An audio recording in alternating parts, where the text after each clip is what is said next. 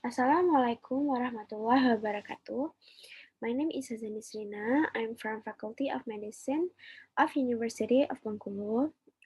So today I'm going to presenting about liver functions recovery of COVID-19 patients after discharge. Um, this original article was written by Yawen An, So Song, Wei Xin Li, Yong Xin Chen, Xiaopeng Hu, Zhezhao Ziwen Li, Guang Yujiang, Chen Wang, Jiang Chuwang, Bo Yuan, and Han King Liu. Next is the background. So the background of the study is that we all know that the world is currently in pandemic of COVID-19 virus. This virus has been shown to affect multiple organs and systems, such as the heart, kidneys, liver, nervous system, and blood system. Patients with diabetes, hypertension, cancers, cardiopathy, nephropathy, and liver disease under a higher risk of becoming severely conditions or even dying once infected. About 60% of patients infected with SARS have been reported with liver impairments. In the current COVID-19 pandemic, the prevalence of liver injury and associated clinical characteristics are not well defined. Deaths to liver damage have been reported in COVID-19 patients, and the effects of COVID-19 in those with liver disease and liver injuries are worse, resulting in the impending global economic crisis, a surveillance of viral clearance in the liver, and the long-term outcome of COVID-19 is required. In the present study, 253 discharged COVID-19 patients in Shenzhen City, China,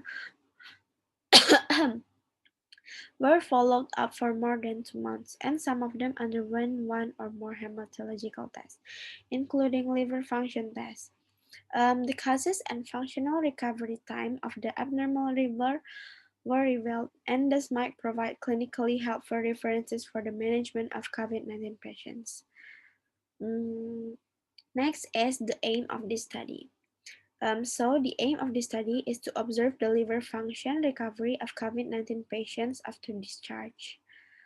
Mm, Next is method.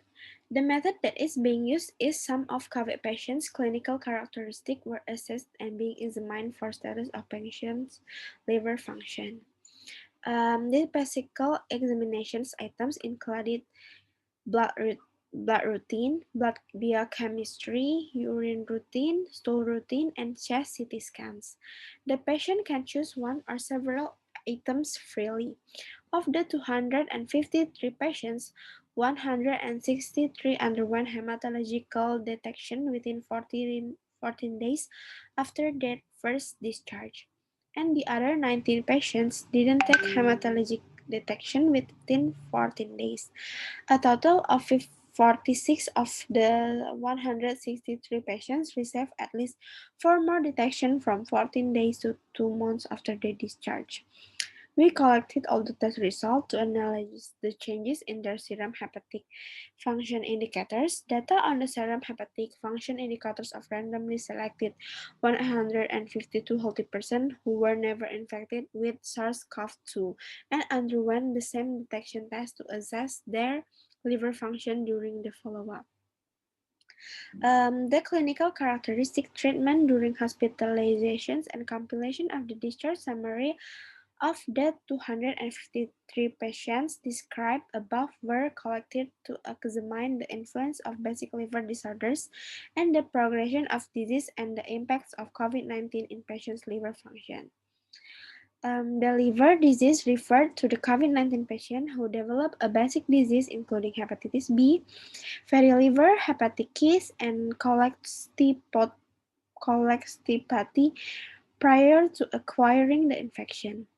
The liver injury referred to the COVID-19 patients was defined by elevation of liver enzymes. A total of 3 milliliters of blood was extracted from every patient while on empty stomach, and the serum was separated by centrifugation at 3000 R per minute for 15 minutes.